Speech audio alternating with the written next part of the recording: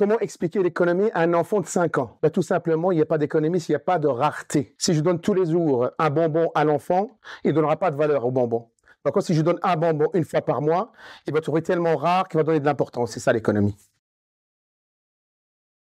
Bonjour MyCity. Donc, je suis Abdelhakel Mostin, je suis marié et j'ai 3 enfants, 2 garçons et une fille. Je suis enseignant-chercheur à l'IUT du Creusot, Université de Bourgogne, et j'habite le Creusot. Et je suis président de l'association Langue et Culture 71. Donc, c'est une association assez spécifique ici au Creusot. En fait, ça participe à l'intégration des étudiants étrangers, partager leur culture avec les étudiants et les habitants du Creusot-Monceau. Ça part toujours de ma propre expérience. Quand je suis arrivé en France, j'ai eu mon bac au Maroc. Je suis venu en France, j'avais un problème d'intégration, il y a eu choc de culture et j'avais besoin d'être soutenu. Et ben, ce qui me manquait, j'essaie de l'offrir aux étudiants étrangers aujourd'hui. C'est-à-dire les étudiants étrangers, quand ils viennent, ils peuvent dispenser librement leur culture dans leur langue maternelle. Et nous invitons les étudiants et les habitants de la communauté Creusot-Monceau de participer presque gratuitement. Et à la fin, nous organisons une grande soirée gastronomique culturelle en nous mettant en valeur un pays et nos étudiants. Et je trouve que c'est un exemple, ça me fait chaud au cœur et je crois que c'est la meilleure façon d'ouvrir cette possibilité d'intégration à nos étudiants qui viennent nous rejoindre en France. J'ai créé aussi une chaîne YouTube qui s'intitule L'économie gestion simplement. En fait, c'est une vulgarisation de l'économie, de la comptabilité, des maths, des statistiques. Rendre accessible, en fait, un contenu théorique que des fois, les étudiants trouvent des difficultés à suivre et à comprendre. Quel genre d'élève j'étais à l'école? J'aimais les chiffres, j'étais curieux, j'aimais comprendre le sens des choses avant de démontrer. Par exemple, les maths, je déteste les X, mais quand on remplace X par une pomme, je comprends. Si j'ai redoublé plusieurs fois, donc je le dis aux étudiants, je le dis à mes propres enfants, l'échec peut se transformer en réussite. Quand je suis arrivé en France, j'ai redoublé plusieurs fois mes études supérieures parce que je ne comprenais pas, il y a un problème d'intégration. Mais dès que j'ai compris, mais c'est devenu linéaire, je réussissais mes études. Le plus beau moment avec les élèves, c'est le premier repas gastronomique culturel international qu'on a organisé en 2018 pour le clore la première année du lancement de Langue et Culture 71.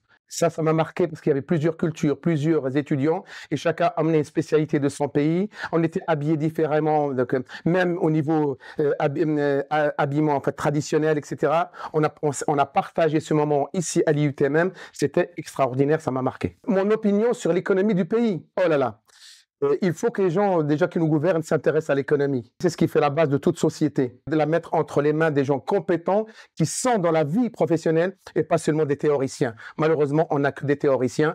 Qu'est-ce que je pense d'Elon Musk? C'est quelqu'un qui a réussi, c'est un gestionnaire, c'est un visionnaire, c'est quelqu'un qui a innové. Là-dessus, personne ne peut lui enlever. On peut être milliardaire, on peut avoir bac plus 25, mais si je n'ai pas des valeurs morales, des valeurs humaines, ça vaut rien du tout.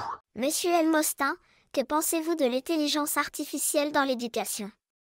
Il y avait la révolution industrielle et tout le monde a eu peur. On a dit la machine à vapeur arrive, il va y avoir du chômage. Non, il y a eu un déplacement de la main-d'œuvre. On demandait des gens plus qualifiés. Dans les années 80, Internet, tout le monde avait peur. On voit bien maintenant qu'Internet fait partie de la vie de tous les jours. Aujourd'hui, on nous parle de l'intelligence artificielle et tout le monde, encore une fois, commence à avoir peur. C'est l'évolution naturelle. Au lieu d'en avoir peur, il faut l'intégrer. Je dirais même plus. Il est obligatoire, il est conseillé de familiariser les étudiants, les élèves étudiants avec l'intelligence artificielle pour ne pas être largués. L'intelligence artificielle, c'est bien, c'est utile, ça dépend de ce qu'on en fait.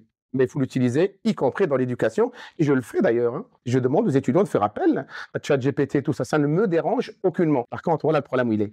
L'enseignant doit s'adapter. Ça demande un effort d'adaptation à l'enseignant.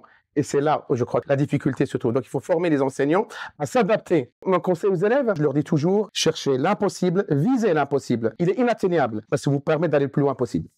Combien d'abonnés j'ai aujourd'hui? Donc, je vérifie pas tous les jours, mais je dois m'approcher des 150 000 abonnés. Le trophée, je ne sais même pas où il est. Mes enfants sont contents, les étudiants sont contents. C'est bien, ça fait plaisir, mais sans plus. C'est les étudiants qui sont à l'origine de la chaîne. Hein. Je précise bien. Quand je suis arrivé à l'IUT, je suis arrivé en septembre 2015 et j'intervenais en économie, en maths, en comptabilité. Et des étudiants qui avaient des difficultés m'ont demandé si je pouvais faire du soutien. Donc, j'aime bien m'investir. Je proposais du soutien en fin de journée, le soir à des étudiants. Et des fois, il y a des étudiants qui étaient absents. Alors, ils m'ont demandé, monsieur, est-ce qu'on peut enregistrer l'enregistrement, comme ça on peut partager entre nous? Je les ai autorisés. Par la suite, ils m'ont dit, mais il y a des étudiants qui habitent à Lyon, Mâcon. Est-ce que ça vous dérange si on met sur YouTube? je les ai autorisés.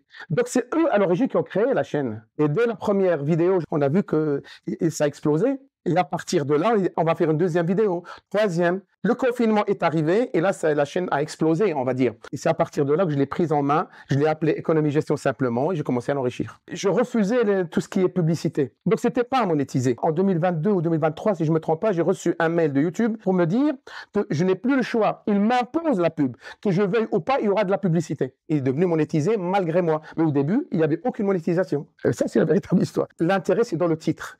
L'économie Gestion Simplement. Les étudiants, quand on remplace X par des pommes, par des fruits, par des bananes, par des bonbons, ils comprennent. Mais dès qu'on reste dans la théorie, ils ne comprennent pas. Ben, c'est pour ça, la chaîne, en fait, j'essaie d'expliquer le plus simplement possible, comme je m'adressais à des gens qui n'ont jamais fait de comptabilité, jamais de maths, jamais d'économie.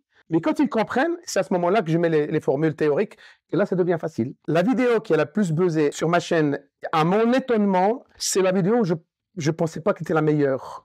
Le titre de la vidéo, c'est « Le bilan comptable simplement ». Ben, c'est la vidéo qui a explosé parce que je l'ai expliqué simplement, humainement, sans prompteur, sans rien, juste comment j'ai compris le bilan. Et ça a matché et les gens ont compris facilement ce que c'est que le bilan comptable. Je reçois beaucoup de commentaires d'Afrique et beaucoup de reconnaissance. Le dernier commentaire que j'ai reçu, la personne me fait son parcours, qui travaille maintenant dans une grande société en Afrique, et il me remerciait. Quand il a compris, quand il a eu le déclic, tout est devenu facile, il a trouvé sa vocation. J'ai trouvé ça très gratifiant. C'est le meilleur remerciement qu'on peut me faire. Les commentaires les plus, je dirais, désagréables, pas des jeunes, des étudiants, mais des professionnels. Parce qu'ils me reprochent des fois des erreurs de calcul ou j'utilise mal la calculatrice, alors ils n'ont pas compris en fait l'objectif de la chaîne. C'est qu'en général, j'enregistre mes vidéos en une seule prise avec le risque de commettre des erreurs et je le dis en général. Si je me trompe, ça fait partie. Donc je peux me tromper comme tout le monde. Mais l'essentiel, c'est la logique que je veux transmettre. Et il y en a qui sont à cheval sur le résultat exact, etc. J'ai plus pitié pour eux parce qu'ils sont sur des petits détails, alors ils ont oublié l'essentiel, c'est la logique.